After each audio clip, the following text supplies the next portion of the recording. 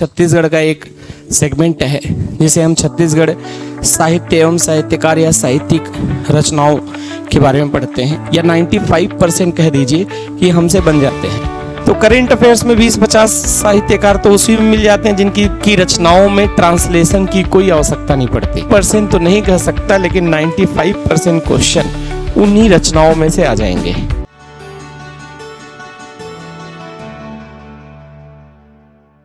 आप सभी अपने क्लास टाइम टेबल में ध्यान दिए होंगे, उसमें छत्तीसगढ़ का एक सेगमेंट है जिसे हम छत्तीसगढ़ साहित्य एवं साहित्यकार या साहित्यिक रचनाओं के बारे में पढ़ते हैं।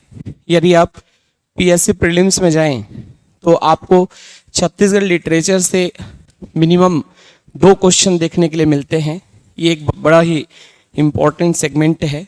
और जनरली क्या होता है, इस 2 क्वेश्चन में सबसे पहले मैं इसके संभावना को लेकर जो चांसेस है उसकी बात करता हूँ, फिर हम इसके बारे में पढ़ते हैं। देखिए, ये जो 2 क्वेश्चन मिलते हैं पीएससी प्रीलिम्स में, ये लगभग 90% चांस होते हैं, या 95% कह दीजिए कि हमसे बन जाते हैं। ठीक है, लेकिन ये बहुत ज़्यादा मेहनत मांगता है, क्योंकि इसको बनाने के लिए आपको नहीं सही में 400 के आसपास रचनाओं को याद करना पड़ता है। यानी ये एक ऐसा सेगमेंट है जिसमें सीधे सीधे एक साहित्यकार और उनसे जुड़ी हुई 10 से 12 रचनाओं को पढ़ना पड़ता है आपको। और यदि मैं 400 कह रहा हूं, इसका मतलब ये है कि मिनिमम आपको 40 साहित्यकारों के बारे में पढ़ना ही पड़ेगा। ठीक है, क्योंकि कुछ कहा नहीं जा सकता कि क्वेश्चन क्या आएगा। इसके बाद एक दूसरा सेगमेंट जो इसका बच रहा है वो है 5%।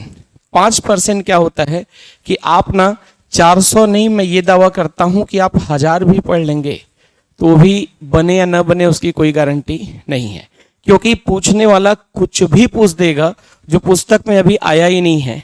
ठीक है, क्योंकि एक साहित्यकार अपने जीवन भर में केवल 10 से 12 रचनाएं ही नहीं करता, वो अपने जीवन काल में मान के चलिए 80 से 120 रचनाएं करता है। जैसे विनोद कुमार शुक्ल जी की रचनाएं जो हैं 100+ हैं, उन्होंने पूरा जीवन लगा दिया है साहित्य को लेकर। तो क्या आपको लगता है कि आप खाली उनके 5-6 रचनाओं को पढ़कर आप पीएससी में गारंटी दे सकते हैं कि आप सबसे जो कुछ भी पूछेगा वो बन जाएगा? कोई गारंटी नहीं है। इसके पीछे कारण ये है, या तो उन्होंने जो कुछ भी लिखा हुआ है आप सब पढ़ें, और ऐसा एक नहीं, छत्तीसगढ़ में कितना पढ़ना है, मान के चलिए 50 के बारे में पढ़ना है, तो अगर एक एक के बारे में 100 पढ़ेंगे तब तो ये डिजिट ऐसा पहुंच जाएगा कि जिसको याद रखना बहुत क्या हो जाएगा, असंभव जैसा लगेगा। तो मैं बार बार कहता हूं, साहित्य को लेकर आप इस मन में ये विचारधारा तो फिक्स कर लीजिए कि 95% चांस है कि आपसे बनेगा ही बनेगा, लेकिन 5% का रिस्क तो हमेशा बरकरार रहेगा। उसके पीछे कुछ नहीं किया जा सकता। आप चाहे, मैं कहता हूं कि ऐसी कोई किताब जो मार्केट में अवेलेबल हो 500 पेज की, जो कि खाली रचनाएं ही दी गई हैं, और आप बहुत ही मल्टी टैलेंट, मतलब बहुत ही एक्स्ट्राऑर्डिनरी टैलेंट है आपके पास, आप उसको रट के भी जाएंगे तो भी 5% का रिस्क बना रहेगा।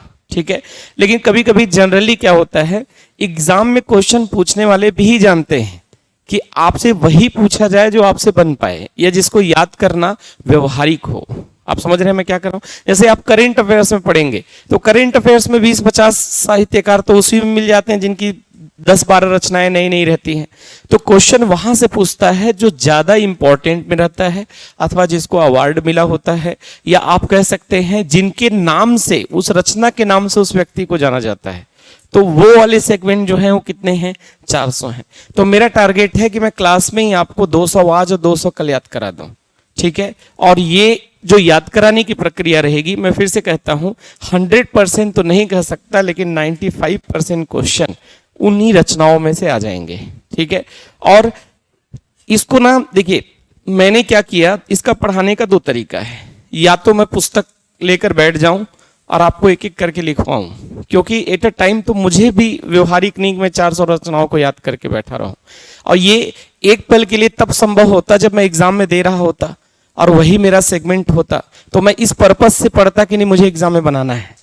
तो आप इस चीज को समझिएगा, मैंने कई बार इस पर वर्क किया और फिर मैंने समझ में आया कि कोई एक स्टोरी जैसा कुछ ट्रिक बनाया जाए जिससे रचनाओं को आसानी से याद किया जा सके।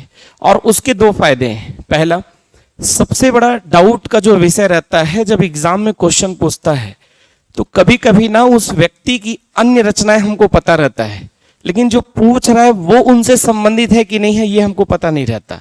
और यदि आप इसको ट्रिक से याद करेंगे तो आपको नाम दिखा तो यदि वो लाइन का थोड़ा बहुत, मैं कहता हूं 30% भी याद है तो भी वो क्वेश्चन उससे बन जाएगा, मतलब आपसे बन जाएगा। जैसे एडीआई में असिस्टेंट डायरेक्टर इंडस्ट्री में क्वेश्चन आया, थोड़ा इस बार साहित्यकार को नया किया और उसमें सुमेलित कीजिए पूछा, यानी 4-5 दिए हुए थे और 4-5 रचनाएं क्या थी, सुमेलित करने की थी। तो आप यकीन कीजिए, जैसे मतलब मैंने जब पेपर को देखा तो मुझे ना सब रचनाएं याद नहीं थी और मुझे पढ़ाए भी लगभग साहित्यकार 1 साल हो गया, साल भर बाद लगभग रिपीटेशन होता है। तो मैंने जब उसको देखा तो मुझे 3 का ट्रिक पता था कुछ हल्का हल्का, आज मैं 3 को पढ़ना शुरू किया ना तो सभी मैच हो गए। यानी मैं जब बाद में पेपर को देखा, स्टूडेंट मेरे पास लेकर आए, तो मैंने ये इमेजिन किया कि यदि आप थोड़ा सा ट्रिकी अप्रोच बनाएंगे तो साहित्यिक रचनाएं आपको याद हो जाएंगी, ठीक है। लेकिन फिर से कहता हूं यही बेस्ट मेथड है, इसमें ये मैं नहीं कह रहा हूं, मेरा एक प्रयास है। यदि आपको अच्छा लगे तो एक्सेप्ट कीजिएगा, नहीं लगे तो पुस्तक को लेकर रट लीजिएगा, इसके अलावा कोई विकल्प नहीं है। आप समझ रहे हैं, ठीक है। तो रचनाओं को हम थोड़ा सा ट्रिकी अप्रोच से समझते हैं। मैं देखिए हम क्या करते हैं साहित्य में, वो विभाजन करते हैं, आदि काल, मध्य भक्ति काल, आधुनिक काल। कुछ क्वेश्चन नहीं आता, टू द पॉइंट क्वेश्चन पूछता है, ये किसकी रचना है, पता है तो पता है, नहीं पता है तो 2 क्वेश्चन से हाथ धो बैठना है। और ये आता ही है, मतलब जितना इंपॉर्टेंस छत्तीसगढ़ में खनिज और उद्योग है उतने दोनों को मिलाकर छत्तीसगढ़ का साहित्य है, क्योंकि इसका 2 प्रकार का वेटेज है।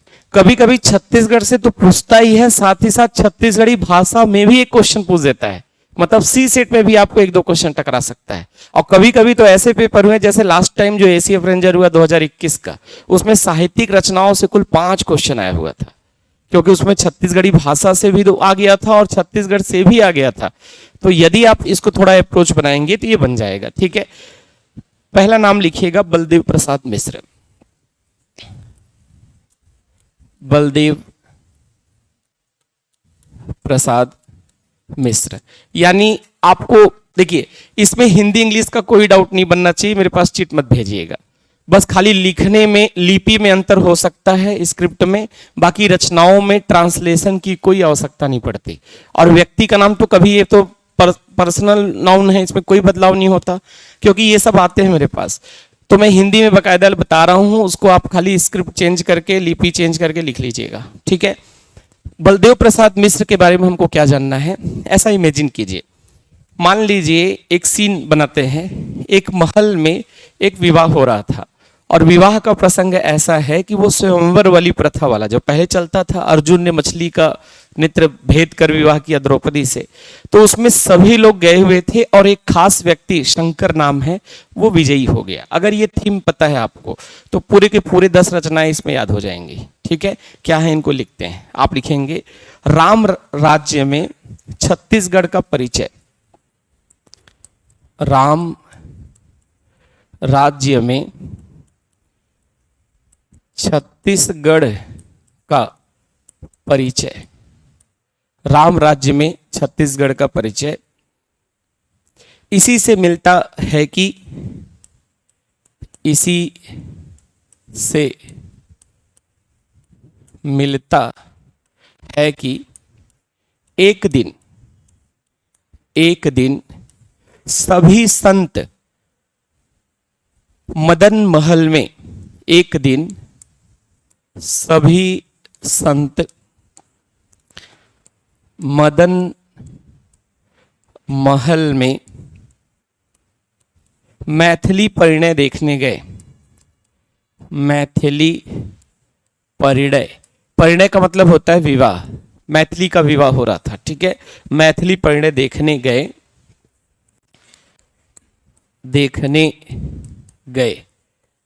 ठीक है, सिंपल याद रहेगा। राम राज्य में छत्तीसगढ़ का परिचय इसी से मिलता है कि एक दिन सभी संत मदन महल में मैथिली परिणय देखने गए, जिसमें आगे लिखेंगे, जिसमें तुलसी दर्शन,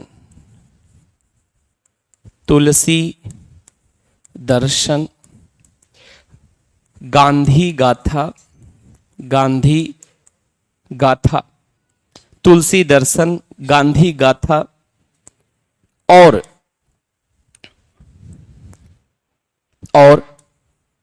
कौशल कौमुदी, कौशल कौमुदी के साथ शंकर दिग्विजय हुए। बस इतना ही याद रखना है आपको। और शुरू में ये कठिन लगेगा, धीरे धीरे बहुत इजी हो जाएगा। देखिएगा, आप क्या बोलेंगे, राम राज्य में छत्तीसगढ़ का परिचय इसी से मिलता है कि एक दिन सभी संत मदन महल में मैथिली परिणय देखने गए, जिसमें तुलसी दर्शन, गांधी गाथा, कौशल कौमुदी के साथ शंकर दिग्विजय हुए। याद हो जाएगा? एक बार मेरे साथ रिपीट कर लीजिए आप।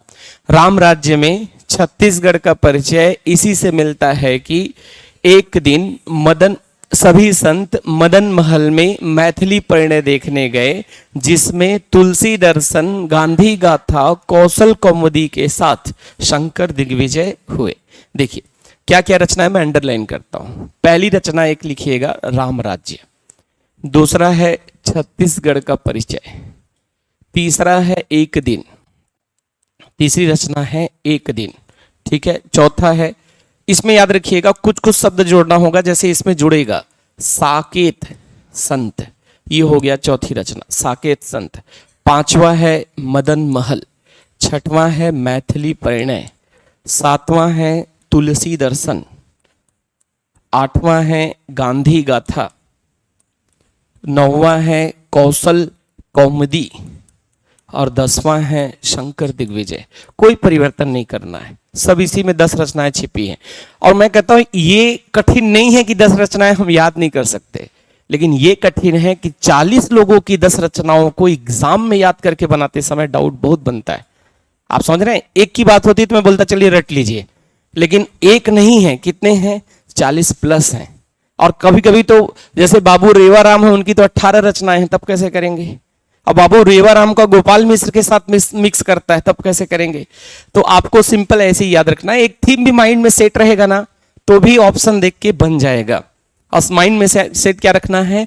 राम राज्य में छत्तीसगढ़ का परिचय इसी से मिलता है कि एक दिन सभी संत मदन महल में मैथिली परिणय देखने गए, जहां या जिसमें तुलसी दर्शन, गांधी गाथा, कौशल कौमुदी के साथ शंकर दिग्विजय हुए।